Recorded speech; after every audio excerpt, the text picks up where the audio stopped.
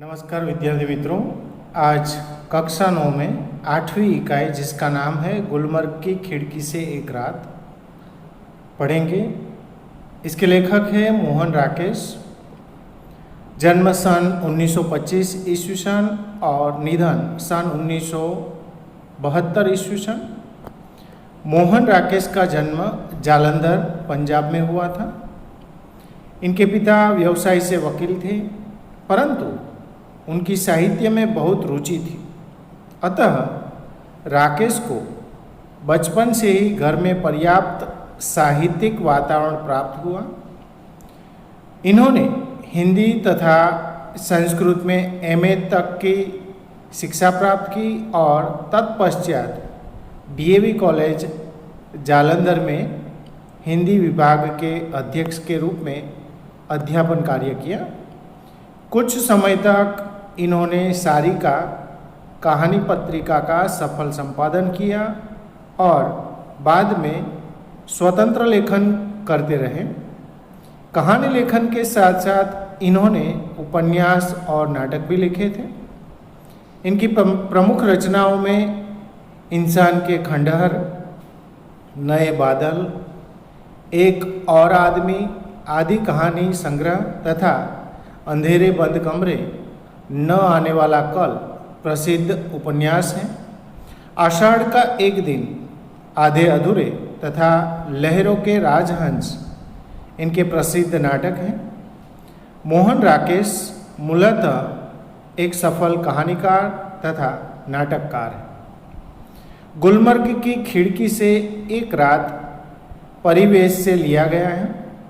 इस यात्रा वृतांत में लेखक ने गुलमर्ग के प्राकृतिक सौंदर्य का स्वानुभूत विवरण प्रस्तुत किया है। गुलमर्ग का सारा वातावरण इनको अपने में समाया सा लगता है।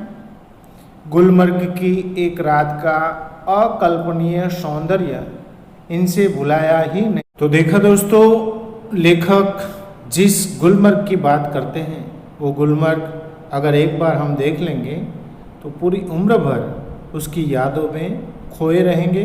और पाठ की शुरुआत इसी याद के साथ उन्होंने की है कि कुछ जगहें होती हैं जिन्हें आँख एक बार देखती है तो चौंक उठती है। मतलब कुछ ऐसे स्थान होते हैं, कुछ ऐसी जगहें होती हैं जिन्हें हमारी आँख जो है एक बार देख ले तो आश्चर्य से चकित हो जाती है, फिर धीरे धीरे परिचित होकर उदासीन हो जाती है। मतलब ऐसी जगह है, ऐसे स्थान जिनके बारे में वो परिचित हो जाती हैं तो उदासीन हो जाती, मतलब उसमें से रस धीरे धीरे समाप्त हो जाता है।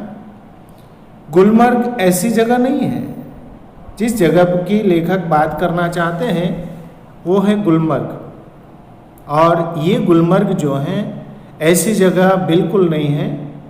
मैं जब पहली बार गुलमर्ग गया तो मुझे वहाँ कुछ भी असाधारण नहीं लगा। एक खुला सपाट मैदान, देवदारों के घने झुरमुट और बस।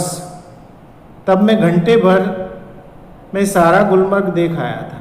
लेखक जब पहली बार गुलमर्ग गए थे तब उन्हें असाधारण मतलब कुछ खास विशेष ये जगह जो है नहीं लगी थी, और इसीलिए उस जगह का जिक्र करते हुए वो बताते हैं एक खुला मैदान था, देवदार के झुरमुट वृक्ष जो हैं, और बस पूरा गुलमर्ग जो है एक घंटे में वो देख आए थे।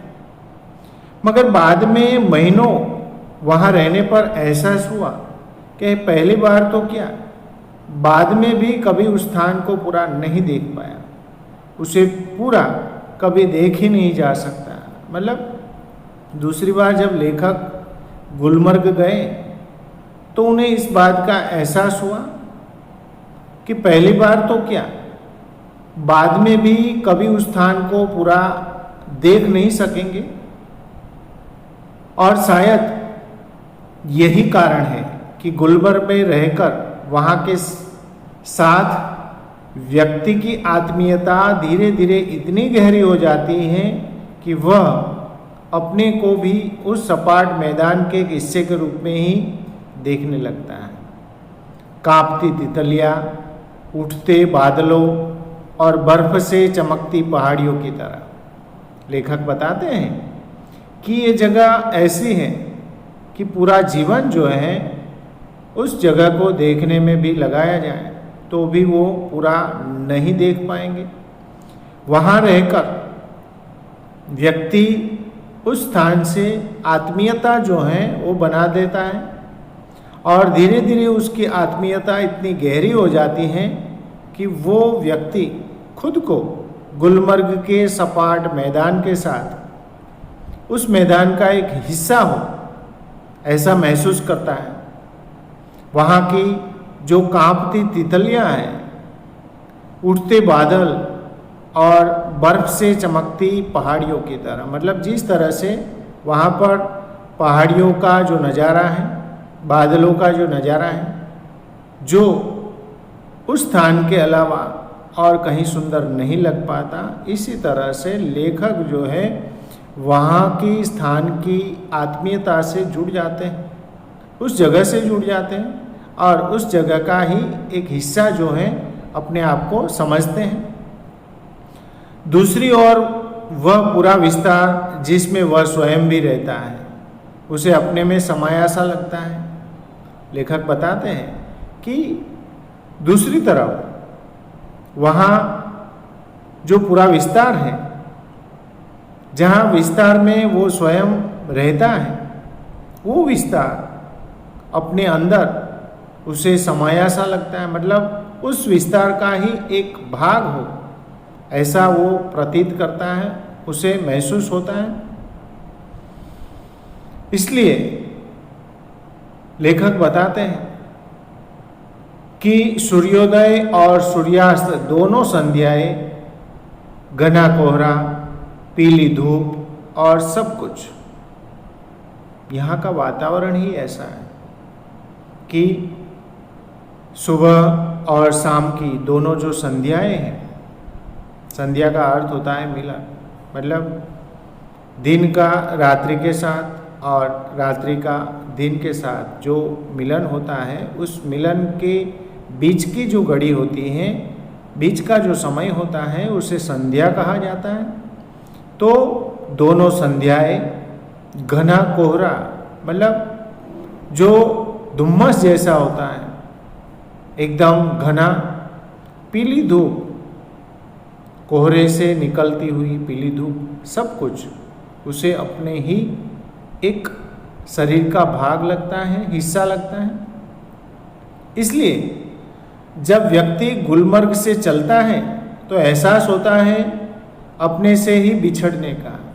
यहाँ ठहरने के बाद जब कोई व्यक्ति यहाँ से वापस जाता है तो उसे इस बात का एहसास होता है कि वो खुद से कहीं बिछड़ रहा है, खुद के साथ से वो कहीं दूर जा रहा है, ऐसा उसे प्रतीत होता है। अपने उस रूप से जो कि इतना परिचित होते हुए भी सदा अपरिचित बना रह जाता है। लेखक बताते हैं कि वो अपने उस रूप से बिछड़ता है जो हमेशा के लिए उसका परिचित हुआ करता था और उस परिचित हिस्से से आज तक वो अपरिचित था। उस अपरिचित हिस्से से जैसे वो हमेशा के लिए बिछड़ रहा है, ऐसा उसे प्रतीत होता है। गुलमर्ग में सपने फूल बनकर उगते हैं। आपने इस वीडियो में देखा हो, तरह तरह के फूल जो हैं इसमें देखने को मिलते हैं। तो सपने जो है लेखक बताते हैं जैसे फूल बनकर खिल पड़े हो, ऐसा प्रतीत होता है। हरियाली के आर पार, लाल लाल छतों के ऊपर, आकाश में, हर जगह मानो स्वप्न जो है आकार लेता हो, उस प्रकार का माहौल जो है देखने को मिलता है। आंखें मुग्ध होकर देखती रहती है, ऐसा प्राकृतिक नज़ारा जो है उसे आंखें मुग्ध होकर मतलब प्रसन्न होकर इस नज़ारे को देखती रहती हैं और फूलों में नए नए रंग भर जाते हैं। फूल को देखने के साथ ही जैसे नए नए रंग जो हैं उसमें भर आए हों ऐसा प्रतीत होता है। वातावरण में नई नई कौपलें फूट जाती हैं। इस प्राकृतिक नज़ारे में और नज़ारे के माहौल में नई नई कौपलें मतलब जो पेड़ पौधे होते हैं उसमें छोटी छोटी कौपल जो हैं वो फूट आती है। हर क्षण एक नए अनुभव, नए रोमांच की सृष्टि होती है। यहाँ पर गुलमर्ग में प्रत्येक क्षण एक नया रोमांच, नया अनुभव, इस प्रकार का माहौल जो है नई दुनिया में आ गए हों ऐसा प्रतीत होता है। बादलों की पोर्टिको के नीचे लोग बाहें फैलाए घास पर बैठे हैं। जो बादल आकाश में मंडराते हैं उस बादलों से बर्फ गिरती रहती है और इस बर्फ को छूने के लिए लोग अपनी बाहें फैलाए मतलब हाथ फैलाए घास पर बैठे हैं। दूर दूर तक सैलानियों की पंक्तियां घोड़े दौड़ाती नजर आती हैं। गुलमर्ग की जो वादियां हैं, घाटियां हैं, उसमें सैलानियां मतलब घूमने वाले जो यात्री हैं उनकी पंक्तियां यानी कतार घोड़े दौड़ाती नजर आती है। मतलब घोड़े पर इन वादियों में घूमते फिरते लोग जो हैं देखने को मिलते हैं। रंगों के कुछ बिंदु हरियाली के पट पर जहां तहां छिटके हैं। फूलों की बात कर रहे हैं लेखक कि रंगीन बिंदुओं का जो माहौल है उस माहौल से जैसे रंगों के कुछ बिंदु जो हैं हरियाली पर पूरा वातावरण जो है हरा भरा हुआ है और उसमें वो फूल के जो खिले हुए पौधे हैं जैसे रंगों के कुछ बिंदु जो हैं यहाँ वहाँ छिड़क दिए हों, इस प्रकार का नज़ारा जो है उत्पन्न करते हैं। सहसा अचानक प्रकाश से नन्ही नन्ही पारदर्शक बूंदें पड़ने लगती हैं। अचानक ही प्रकाश से नन्ही नन्ही बूंदें पड़ने लगती। ओस की बात हो रही है यहाँ पर। जो ठंडी के माहौल में ओस की बूंदें जो होती हैं प्रकाश जैसे ही होता है तो गर्मी से ये बर्फ जो है पिघल कर नन्ही नन्ही बूंदों के रूप में गिरने लगती है। रंगीन बिंदुओं का पूरा विस्तार एक बार सिहर जाता है। पूरा वातावरण जो है बर्फ वाला है, बर्फीला है और इन बर्फीले माहौल में रंगीन बिंदुओं का पूरा विस्तार एक बार सिहर जाता है। मतलब ठंडी के माहौल में वो शून्य हो जाता है और अपने को समेटने लगता है। जैसे उस ठंडी के माहौल में अपने आप को उसके अंदर सिमेटने लगा हो, इस प्रकार ये नज़ारा दिखता है। हरियाली का सपना कुहासे के फूल में बदल जाता है। पूरा जो हरियाली का माहौल जो है कुहासे मतलब कोहरा जो है उस कोहरे का जो फूल हो गया हो इस प्रकार सा दिखने लगता है। मैदान सुरमई आभा ओढ़ लेता है। पूरा जो खुला सपाट मैदान होता है उस सुरमई आभा मतलब एक प्रकार की प्रकाश से भरी हुई चादर जो है उस पर ढक दी हो, इस प्रकार का नज़ारा जो है देखने को मिलता है। अब चारों तरफ धुंध ही धुंध है। कोहरे के कारण चारों तरफ धुंधला सा वातावरण हो जाता है और बेबस होकर फैली पगडंडियों की पतली पतली नरम बाहें। लेखक बताते हैं कि इस कोहरे में हर तरफ बेबस होकर फैली पगडंडियाँ मतलब लाचार पगडंडियाँ जिसे जहाँ पर उचित लगे रास्ता ढूंढता है तो वहाँ पर पगडंडियाँ मतलब चलने की छोटी छोटी जो रास्ते होते हैं वो उसे पगडंडी कहते हैं, फैल जाती हैं। और ये फैली हुई पगडंडियाँ जैसे पतली पतली नरम बाहें फैलाकर बैठी हो, ऐसा लग रहा है। जब तक बादल बरसेगा बाहें फैली रहेगी ऐसे ही कोमल। आकाश से जब तक पानी बरसता है या बरसेगा तब तक ये पगडंडियों की जो बाहें हैं वो ऐसे ही फैली रहेगी। बारिश के आने के बाद वो पगडंडियाँ दिखती नहीं है, पूरे मैदान में पानी ही पानी दिखता है। विस्मृत और निढाल मतलब जिसे हम भूल नहीं सकते, इस प्रकार का ये नज़ारा है। सूरज चमकेगा तो फूल में से नया सपना जन्मेगा। आकाश में वहाँ पर सूर्य का दर्शन करना ये भी एक नज़ारा है। बहुत कम समय के लिए वहाँ पर सूर्य के दर्शन होते हैं। तो लेखक बताते हैं कि सूरज चमकेगा तो फूल में से नया सपना जन्मेगा। प्रकाश के कारण ही फूल खिलते हैं, सूर्य प्रकाश की हाजिरी में ही फूल खिलते हैं। तो वो फूल जो है खिलेगा तो जैसे नया कोई ख्वाब जो है, सपना जो है वो अवतरित हुआ हो, ऐसा लगेगा। आकाश में बादलों के नन्हे नन्हे द्वीप इधर उधर भटकते फिरेंगे।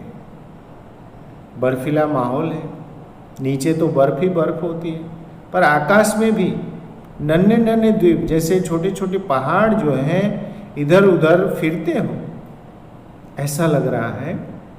भेड़ों और बकरियों के रेवंड पगडंडियों पर टंक जाएंगे। वहाँ पर भेड़ और बकरियाँ जो हैं उसके झुंड जो हैं वो पगडंडियों पर चलते हुए दिख जाते हैं, देखने को मिलते हैं। दिन तब रात की प्रतीक्षा करता सा प्रतीत हो। पूरा जो दिन है रात की प्रतीक्षा कर रहा हो, मतलब अंधेरा छाने को तैयार हो जाता है। दिन इस रात की प्रतीक्षा करता हो ऐसा प्रतीत होगा। रात आएगी तो सब कुछ खामोश हो जाएगा। मैदान की वह खामोशी भी जो दिन के समय इतनी वाचाल हो जाती है, वहाँ पर जैसे रात आती है सब कुछ खामोश हो जाता है, चुप हो जाता है, सन्नाटा छा जाता है। मैदान की खामोशी भी मतलब पूरा मैदान भी खामोश हो जाता है, जो दिन के समय इतनी वाचाल हो जाती है। दिन में वहाँ पर जो सैलानियाँ होती हैं, यात्री होते हैं, घूमते फिरते रहते हैं, बातें करते रहते हैं, या वाचाल यानी बोलचाल का पूरा माहौल होता है, वही माहौल रात में एकदम खामोश हो जाता है। गुलमर्ग की वह रात मुझे कभी नहीं भूलेगी। लेखक बताते हैं कि गुलमर्ग में उन्होंने जो रात्रि पसार की है वो कभी भूल नहीं पाएंगे। मैं होटल की खिड़की में खड़ा था। दूर, बहुत दूर सामने से एक बरसती घटा मेरी तरफ बढ़ती आ रही थी। लेखक बताते हैं कि वो होटल में ठहरे हुए थे और उस होटल की खिड़की में वो खड़े हुए, और तब रात के समय में दूर दूर उनके सामने से बरसती घटा मेरी तरफ बढ़ती आ रही थी। मतलब पूरा बादल जो है बरसता हुआ लेखक की ओर जैसे आ रहा था। मैं प्रतीक्षा कर रहा था कि कब वो मुझ तक पहुँचे और मुझे अपने में लपेट ले। लेखक जैसे इंतज़ार कर रहे थे कि कब तक ये घटा उनके पास आए और उन्हें अपने अंदर समेट लें। बरसती घटा में गिर जाने से बड़ा सुख मैंने बहुत कम जाना है। लेखक बताते हैं कि बरसती घटा में, बरसते बादल में गिर जाने से बड़ा सुख, उसमें आनंद लेने का बड़ा सुख जो है उन्हें बहुत कम जो है प्राप्त हुआ है। घटा ऊपर से घिर आए और व्यक्ति को छोटा करके उस पर छा जाए। पूरा बादल जो है उन पर बरसता हो, व्यक्ति उसमें छोटा सा हो जाए। पूरी घटा जो है मतलब बादल जो है उसे छा जाए, मतलब उस पर छा जाए, ये इससे अलग स्थिति है। लेखक बताते हैं कि पूरा माहौल जो है एक अलग प्रकार का होता है। इस बार आती हुई घटा का हर संकेत मेरे सामने था और मैं उसके बराबर का होकर अपनी खिड़की में खड़ा उसे बुला रहा था कि आ आ आ। लेखक उस घटा को अपने पास बुलाते हैं। मैं तुझसे कमजोर नहीं हूँ। इस घटा को लेखक कहते हैं कि मैं तेरे बराबर का हूँ, तेरे से कमजोर नहीं हूँ। हवा तेज थी मगर घटा तेजी से नहीं बढ़ रही थी। वहाँ की जो हवा है वो तेज थी, मतलब पूरा बादल जो है वो तेजी से आगे नहीं बढ़ रहा था। हालांकि तूफान बहुत उठा हुआ था, बारिश का माहौल होगा, और इस बारिश के माहौल में जो तूफान है वो ज़्यादा था। बार बार जोर की गरज होती थी। आकाश में बादल मंडराते रहते होंगे और इस बादल की मंडराने की वजह से बिजली की गर्जना होती होगी, जिससे धरती और आकाश की सिराएं कांप जाते थे। मतलब इस प्रकार की प्रचंड ध्वनि से धरती और आकाश की सिराएं जो हैं वो जैसे थिरकने लगी थी। बार बार सामने के चित्रपट पर बिजली कौंधती थी और प्रकाश का वह भयानक विस्फोट हर चीज को नंगा कर जाता था। मतलब बार बार जो है बिजली चमक रही थी और सामने के चित्रपट पर, मतलब पूरा माहौल जो उनके नज़र के सामने था, उस चित्रपट पर बिजली जो है चमक रही थी और प्रकाश का वह भयानक विस्फोट हर चीज को नंगा कर जाता था। मतलब इस प्रकार की बिजली होती थी कि रात के अंधेरे में बिजली की चमक इस प्रकार से होती थी कि पूरा का पूरा माहौल जो है अंधकार में भी एकदम स्पष्ट दिख जाता था। मैं खुश था कि थोड़ी देर में ये बूंदें मेरे ऊपर बरसेगी, बिजलियों का यह कहर मेरे ऊपर टूटेगा। लेखक प्रसन्न थे कि थोड़ी देर में ही ये जो बिजलियां हैं उसका जो असर है उसके ऊपर बरसेगा, कहर जो है उनके ऊपर टूट पड़ेगा। मैं बाहें फैलाकर सामने से उसे अपने ऊपर लेने के लिए तैयार था। लेखक जो है उस माहौल को जैसे बाहें फैलाकर अपने आप में समेटने के लिए तैयार थे, मगर अचानक हवा रुक गई। एकदम से हवा स्थिर हो जाती, बढ़ता हुआ तूफान जहाँ का तहाँ ठिठक गया। जो तूफान आगे बढ़ रहा था वो तूफान जहाँ का तहाँ स्थिर हो गया और दूर ही पर कटे पक्षी की तरह दम तोड़ने लगा। ये जो तूफान का माहौल है वो दूर ही पर यानी पंख, कटे हुए पंख वाले पक्षी की तरह ये बारिश का माहौल जो है धीरे धीरे समाप्त होने लगता है। बिजली की सांस रुकने लगी और मेरी भी, क्योंकि हवा के रुक जाने से मुझे भी बहुत ऊंचे आसमान से नीचे आना पड़ा था। बिजली धीरे धीरे चमकती हुई बंद होने लगती है, उसकी सांसें जैसे रुक गई हो इस प्रकार। और इस माहौल में लेखक बताते हैं कि मेरी भी सांसें जो हैं वो रुक गई थी। क्यों रुक गई थी? क्योंकि वो बहुत ज़्यादा ऊंचाई पर थे, दूरी पर थे, और इसीलिए उनकी सांसें भी रुक गई हो ऐसा उन्हें प्रतीत होता है। तूफान का झूम उतर गया और उसके साथ ही मेरा भी। बारिश का जो माहौल था, जो घटाएं बरसती हुई आगे बढ़ रही थी, वो अचानक ही स्थिर हो जाती और लेखक जिस ख्वाब में थे वहाँ से उन्हें वापस आना पड़ता है कि बारिश आएंगी तो उसमें वो नहाएंगे, उसका आनंद लेंगे।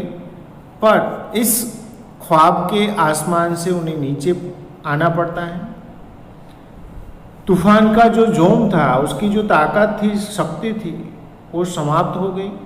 और साथ में लेखक बताते हैं कि मेरा भी जोम यानी उत्साह जो है समाप्त हो गया। मैं उसके बराबर का कभी नहीं हो सका। लेखक अपने आप को उस घटा के बराबर का समझते हैं, पर वो कभी नहीं बन पाए। वे ऐसे क्षण थे जो जीवन में 2-1 बार ही आते हैं। ये पल जो है, लेखक बताते हैं कि ऐसा पल था कि जीवन में 1-2 बार ही आता है। गुलमर्ग में रहते हुए ऐसे हर क्षण हर किसी के जीवन में किसी न किसी रूप में अवश्य आते होंगे। मतलब जो व्यक्ति गुलमर्ग में रहता है, उसके जीवन में ऐसा क्षण जो है आता ही होगा, आता रहता होगा। तभी तो मुद्दत तक वहाँ रह चुकने पर भी कोई आकर्षण व्यक्ति को फिर खींचकर वहाँ ले जाता है।